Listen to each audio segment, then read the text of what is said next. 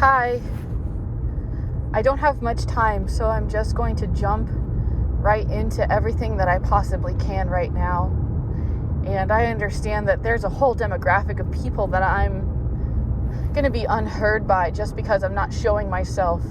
But honestly, I would love to change this atmosphere in this online place and to have more people who are really here for me, for my soul, for my spirit, not for my flesh and for what they can get from me.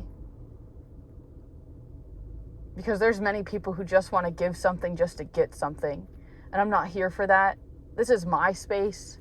This is my place, my area where I choose to take up space and to express myself and to capture and journal and save this for me and my people and my place, etc.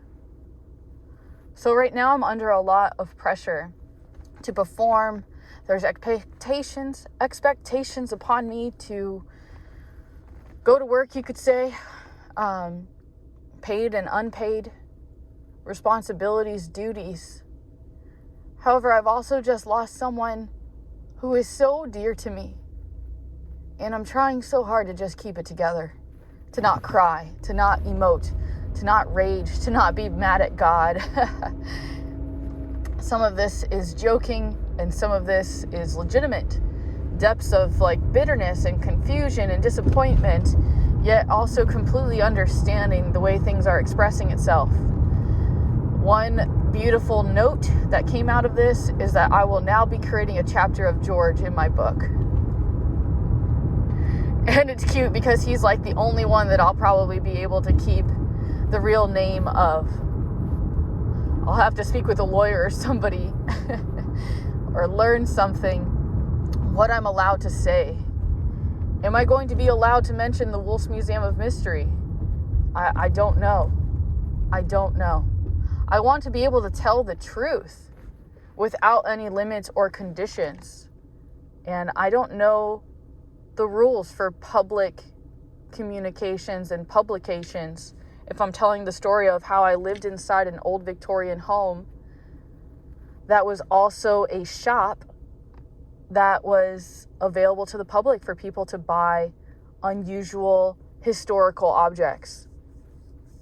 So that's just one thing, or should I say two things, because yes, George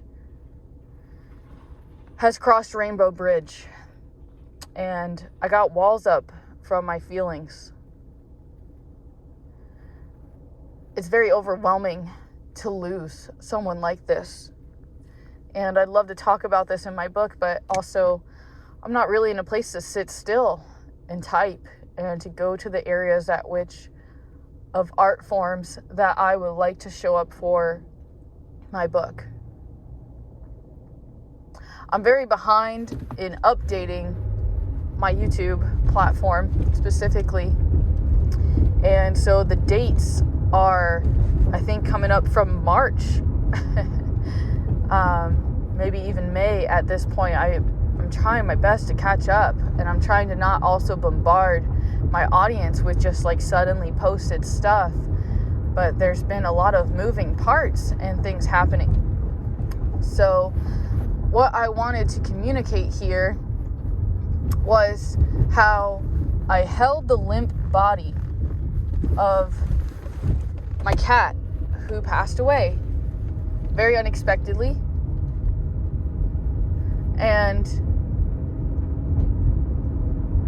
I took my foot with a shovel and I buried him. It was a very intimate experience and brought light on what our ancestors had to do and how we grieved as a village, as a community.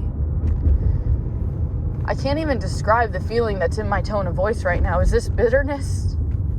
Is this shock? I don't think it's shock. I'm still processing the wavelengths of the expression of life. And this is the sentence that I wanted to say. And it's that the closest territory on the map of life of what I've experienced so far is that the closest thing to this intensity and relationship that I have with death the closest resonance that I've been able to taste so far is honestly the experience of extremely cold water. Have you ever immersed in extremely cold water? Some of you are doing cold plunges, right? So maybe you got a different relationship with the water like that, but that's not really my thing. No way. But in all seriousness, there's like this depth and stuff, right? I got this thing coming up right this second, right, where I'm supposed to go in. And I don't want anybody to look at me.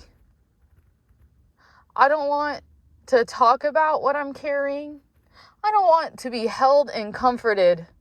You want to know why? Because I want to feel what's here. I want to feel it.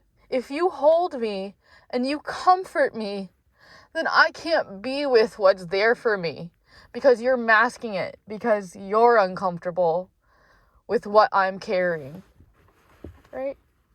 And I can thank Ayulani from Lakota, Anipi from the Sweat Lodge. And you want to know something else? In some levels, like, when I'm crying like this, or I'm carrying this, I think what else is disturbing is that, you can be in the everyday life and,